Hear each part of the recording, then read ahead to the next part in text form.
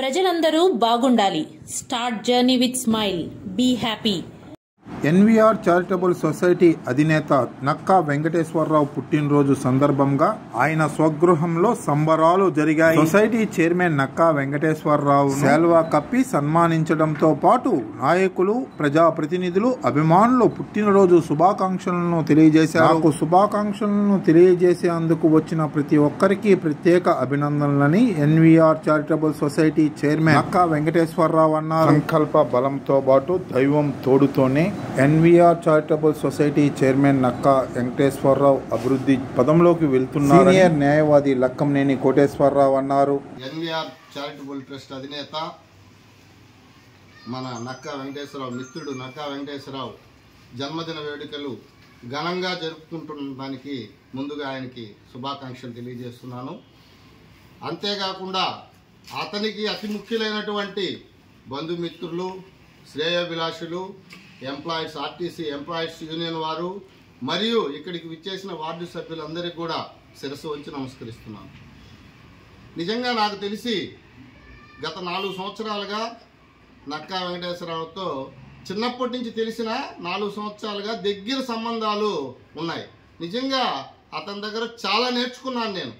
వాస్తవంగా చెప్పాలంటే అతని గురించి ఏదో చెప్పాలనే ఉద్దేశం కాదు, కానీ అతనికి వాస్తవంగా అతను ఒక వ్యక్తి కాదు, అతని వెనక నడిపిస్తున్నటువంటి ఒక శక్తి, దైవశక్తి అతని వెనకుంది. ఏదో సంపద శక్తో రాజకీయ శక్తో కాదు. నాకు తెలిసి నా అనుభవంగా చెప్తున్నాను, ఇది మాత్రం సత్యం. అతనికి ఒక అద్భుతమైనటువంటి ఆ పేరులోనే ఉంది వెంకటేశ్వర స్వామి. మన కలియుగ ప్రత్యక్ష దైవ వెంకటేశ్వర స్వామి శక్తి ఆయన్ని నడిపిస్తుందని చెప్పి గట్టిగా నేను నమ్ముతున్నాను. ఎందుకంటే నేను అనేక సందర్భాల్లో ఆయనకు అదృష్టం ఏంటంటే దుర్గా. వాస్తవంగా రామలక్ష్మణులు మనం కథలు వినడమే కానీ రాముడి మాట లక్ష్మణుడు ఎప్పుడైనా తప్పాడేమో కానీ దుర్గా నాకు తెలిసినంత వరకు వాళ్ళ అన్న ఏం చెప్తే అది శిరసావహించడం అనేది ఆయన చేసుకున్నటువంటి మొదటి పుణ్యం.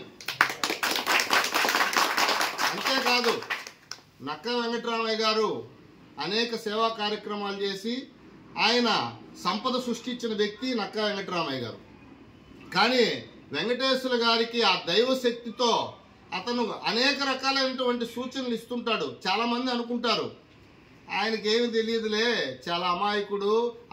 అది కూడా అతని అదృష్టమే. దాని వెనక కూడా ఒక దైవశక్తి ఉంది. ఎందుకంటే అతన్ని అసూయపడే వాళ్ళు సైతం అతన్ని అనుకోరు. అతని మీద ద్వేషం ఉన్న పక్కన ఉన్నటువంటి కోటియో రాజో జడగొట్టారు, అతను మాత్రం చాలా మంచోడు అంటారు. అతను తప్పు చేసిన ఇది దైవశక్తి కాకుండా ఇంకేమన్నా ఉందా ఆలోచించండి. వాస్తవాలు నేను అంతకుముందు కూడా చెప్పాను, అంతకుముందు ఇదే వేదిక మీద చెప్పాను. ఏది జరిగినా మన మంచికే అనుకోవడం ఆయనలో ఉండేటువంటి గొప్పతనం. దానికి ఒక కథ కూడా చెప్పాను లాస్ట్ ఇయర్, కాబట్టి ఈ సంవత్సరం చెప్పబడలేదు. ఎందుకంటే నష్టం జరిగినా కూడా దాంట్లో ప్రశాంతంగా ఉన్నటువంటి ఒక గొప్ప వ్యక్తి నక్కా వెంకటేశ్వర గారు. ఎందుకంటే చాలామందికి తెలియదు. ఆల్రెడీ నేను చెప్తుంటాను, కిక్కు సినిమాలో రవితేజ గురించి ఆడిచ్చేది, గేమ్ ఆడిచ్చేది ఆయనే. కానీ ప్రేక్షక పాత్ర వహించే వాళ్ళ మీద తప్పు పడుతుంది. ఒకవేళ మిస్టేక్ 100%లో ఆయన 98 కరెక్ట్ చేసి 1-2 తప్పు చేసినా అది సుబ్రహ్మణ్యమో గోపాలకృష్ణ కోటియో చేపించుంటారు, కానీ అతనైతే అటోడు కాదు అంటారు. ఇది దైవశక్తి కాకుండా ఇంకేముంది దాని వెనక ఆలోచించండి. అటువంటి గొప్ప వ్యక్తి ఆయన. వెంకటేశ్వర స్వామి దయ ఆయనకి ఫుల్గా ఉంది. కుటుంబ పరంగానే కదా ఆయన తీసుకునే నిర్ణయాలు కూడా. నేను 2-3 ఉదాహరణలు చెప్తాను, అంటే విశదీకరించి చెప్పను. కానీ ఆయనని బంధువులు కావచ్చు, వ్యాపారస్తులు కావచ్చు, రాజకీయ నాయకులు కావచ్చు, రకరకాల కోణాల్లో ఒక మనిషి ఎదిగేటప్పుడు అసూయ అనేది కామన్గా ఉంటుంది. ఆ అసూయ పరులు సైతం ఆయన్ని తప్పుగా అనడం అనేది జరగడం లేదు అంటే అది దైవశక్తికి నిదర్శనమే. ఇంకొక రకంగా ఆయన మనసు హత్య అయితే నేను ప్రత్యక్షంగా చాలా సన్నివేశాలు చూశాను. ఆయన ఎవరిని దూషించడం కానీ, ఆయన అనడం కానీ, చెడు చేయడం అనే ఆలోచన కూడా ఉండదు. కానీ ఆయనకి చెడు చేయాలా అని మనసులో తలంపు వస్తే దేవుడు ఆటోమేటిక్గా వాళ్ళు చెడిపోయిన సందర్భాలు అనేకం నేను చూశాను ఈ 4 సంవత్సరాల్లో. ఇది వాస్తవం, ప్రమాణ పూర్తిగా చెప్తున్నాను. నేను వాస్తవంగా ఆయనకి నాకే తెలుసు కొన్ని సన్నివేశాలు. తమాషాగా అనుకుంటుంటే అవి వాస్తవాలుగా జరిగిపోయినాయి. అందువల్ల ఒక మంచి వ్యక్తికి చెడు చేయాలని కోరుకుంటే దేవుడు మనకు చెడ్డ చేస్తాడు, మనం చెడిపోతాం అనేది ఇది నిదర్శనం నక్కా వెంకటేశ్వరరావు ద్వారానే నేను చూశాను. దానికంటే గొప్ప గుణం ఏంటంటే ఆయన ప్రశాంతం. ఒక 1 అవర్ చేస్తాడు స్నానం. అంటే వాస్తవంగా ఏంటంటే ఇంకా చాలు, అంటే మనం ఒక స్టేజ్కి వచ్చిన తర్వాత పరిగెత్తాలని, ఆరోగ్యమే మహాభాగ్యం అన్నారు పెద్దవాళ్ళు. టాటా బిర్లాలను, రిలయన్స్ అధినేతలను, గొప్పవాళ్ళు, వాళ్ళ ధనవంతులు అనలేదు. భాగ్యవంతుడు ఎవరు అంటే ఆరోగ్యంగా ఉండేవాడే భాగ్యవంతుడు. ఆరోగ్యంగా ఉండాలంటే ఈ పోటీ ప్రపంచంలో నువ్వు ఎంత ఎత్తుకు ఎదుగుతున్నా కూడా నీ పైన చూసినప్పుడు నీకు అసంతృప్తి ఉంటుంది. ప్రతి ఒక్క వ్యక్తి కూడా ఎదగాలనే కోరికతో ఎంత ఎత్తుకు ఎదిగినా పైన నీకంటే పైన చూసినప్పుడు నీకు అసంతృప్తి ఉన్న వాడికి ఎల్లప్పుడూ ఆనందం అనేదే ఉండదు. ఆనందంగా ఉండాలి అంటే ప్రశాంతంగా ఉండాలి, ప్లస్ దీంతో సంతోషపడాలి ఉన్నదాంతో. మన దగ్గర ఎంతమంది పని చేస్తున్నారు, మనం ఎంతమందికి సహాయం చేస్తున్నాం అనే నేచర్ తప్ప మనకు ఎవరైనా సహాయం చేయాలని కోరుకోవడమే ఫస్ట్ మన ఆనందాన్ని హరిస్తుంది. కాబట్టి ప్రశాంతంగా ఆనందంగా ఉండడానికి కూడా నక్కా వెంకటేశ్వర గారు ప్రతిసారి కలిసినప్పుడు చెప్తుంటారు, ఏదో వారానికో 10 రోజులకి మేము కలిసినప్పుడు ప్రశాంతంగా ఉండాలి, జీవన విధానం ఈ విధంగా ఉండాలి.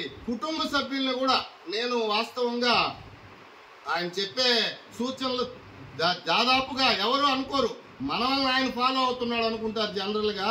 ఇది చాలా తప్పు. ఆయన సూచనల మీదట మేము కూడా ప్రశాంతంగా ఉన్నాం. ఎందుకంటే ఆయన ఏం చెప్తాడంటే ఉన్నదాంతో సంతోషపడాలి, పరిగెత్తకూడదు. కుటుంబం కూడా ఎలా ఉండాలి అంటే కన్న కొడుకు, నా కొడుకు అమెరికాలో ఉన్నాడు, మా వాళ్ళు లండన్లో ఉన్నాడు, నా పరిస్థితి నేను ఏడున్నా అంటే ఓల్డ్ ఏజ్ హోమ్లో ఉన్నాననే పరిస్థితి రాకూడదు. మన బిడ్డలు, మన కుటుంబం, వాళ్ళ కుటుంబాన్ని చూస్తే కూడా ఒక్కోసారి ఈర్ష్య అవుతుంది నాకు కూడా. ఎందుకంటే ఆ ఉండే చిన్న ఇల్లులో అంత ఆర్థిక స్తోమత ఉండి వాళ్ళు ఆ ఫ్యామిలీ, కొడుకులు, కోడళ్ళు, నాకు కూడా డౌట్ వచ్చి అడిగాను, అసలు మీ ఇంట్లో ఎన్ని బెడ్రూమ్లు ఉన్నాయా అని. అంటే ఆ ఇంట్లో అంత అన్యోన్యంగా ఉండడం అనేది నిజంగా లేకపోయినోడు సర్దుకొని ఉండకుండా ఉండే పరిస్థితులు చూసాం మనం. వెంకటగిరిలో టాప్ మోస్ట్ ఆర్థిక వ్యవస్థ, సంపద ఆల్రెడీ వెంకటరామయ్య గారు సంపాదించినటువంటి కోట్ల రూపాయల ప్రాపర్టీ ఉన్నా ఎదిగే కొద్దీ ఒదగమునేటువంటి తత్వం కలిగినటువంటి వ్యక్తి. వాళ్ళ ఇల్లు చూస్తేనే అర్థం అవుతుంది. ఈరోజు మనం చాలా మంది చాలా ఇబ్బందులు పడిన వాళ్ళు చూసాం మనం. ఎందుకంటే మెహర్బానీలకు పోయి ఎక్కువ ఏదో లేనిది చూపించుకోవాలనుకొని చేశారు. కానీ అన్ని రంగాల్లో ఉండి కూడా ఈరోజు ఇటువంటి వ్యక్తి నా మీద అభిమానంతో నాకు ఆప్తులైతేనేమి, మిత్రులైతేనేమి, ఫ్రెండ్స్ అయితేనేమి ప్రతి ఒక్కరు కూడా వచ్చి నా జన్మదినాన్ని అందరం కలిసి చేసుకోవటం నాకు చాలా సంతోషకరమైనటువంటి విషయం. ఇటువంటి అవకాశాలు చాలా అరుదుగా, చాలా తక్కువ మందికే వస్తుంటుంది. అటువంటి అవకాశం నాకు కూడా వచ్చి మీ అందరి ఆశీర్వాదాలు పొందే అవకాశం నాకు ఆ భగవంతుడు కల్పించినందుకు మొదటిగా భగవంతుడికి, అలాగే నా తల్లిదండ్రులకి, కుటుంబ సభ్యులందరికీ పేరు పేరున వాళ్ళందరికీ కూడా పాదాభివందనాలు చేసుకుంటూ, మీ అందరితో ఉన్నటువంటి సత్సంబంధం వల్ల ఈరోజు మన ఈ జర్నీ ఇంత సంతోషంగా జరుగుతోంది. ప్రతి సంవత్సరం మీరు వచ్చి నన్ను ఆశీర్వదించడమే కాకుండా నాకు అంటూ వెన్నుగా ఉన్నటువంటి మీ అందరికి కూడా పేరు పేరున నమస్కారాలు తెలియజేసుకుంటూ, అలాగే మా యూనియన్ నాయకులైతేనేమి, యూనియన్ సభ్యులైతేనేమి, అలాగే తోటి వార్డు మిత్రులైతేనేమి, సహచరులైతేనేమి, ముఖ్యంగా నాకు ఒకప్పుడు మేమిద్దరం రైవల్స్గా ఉన్నప్పటికి కూడా తర్వాత ఒక మంచి సత్సంబంధంతో మా యొక్క జర్నీ చాలా హ్యాపీగా జరుగుతుంది.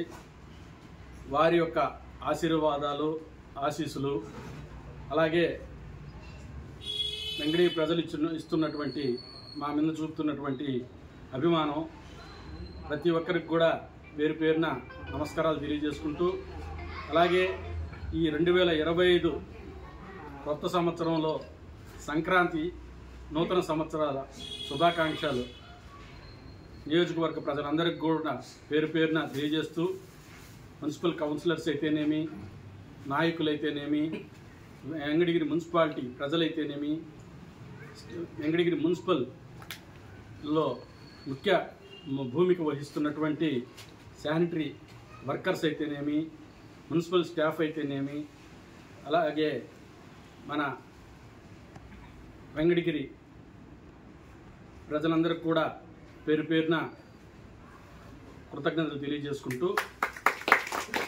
నాకు ఈరోజు మీరు వచ్చి ఇస్తున్నటువంటి ఈ ఆశీర్వాదం ఎన్నడూ మరవలేనిదనేసి, ఇది వెలకట్టలేనిదనేసి ఈ సందర్భంగా తెలియజేసుకుంటూ, మిత్రులు కొన్ని మాటలు మాట్లాడాలంటున్నారు. మన కోటి గారు అయితేనేమే 2-3 మాట్లాడతారు. కోటిని 2 మాటలు మాట్లాడవలసింది కోటి. అంతే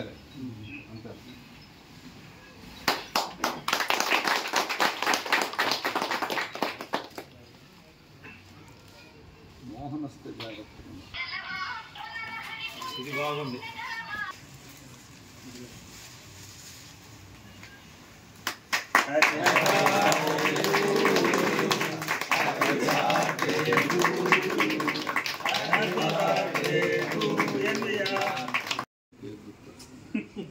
అట్లయితే అంతే పెట్టరు కదా.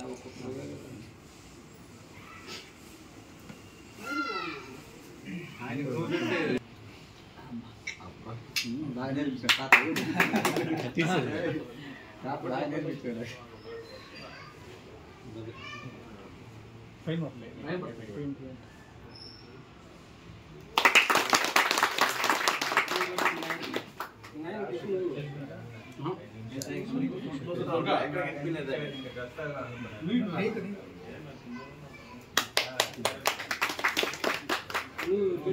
చాలా పెద్దదా కేకు.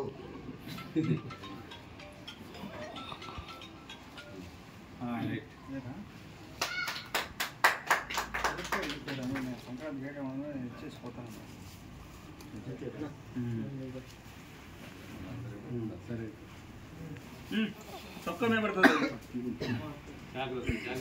ఏం ప్రసాద్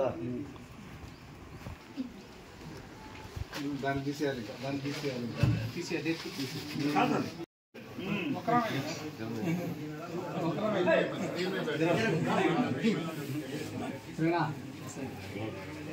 అందరికీ నమస్కారం.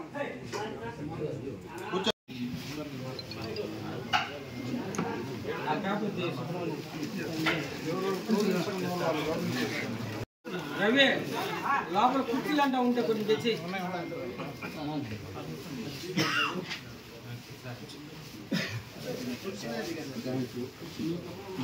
యూత్ గానే ఉన్నాడు కదా, టీషర్ట్లో వచ్చాడు.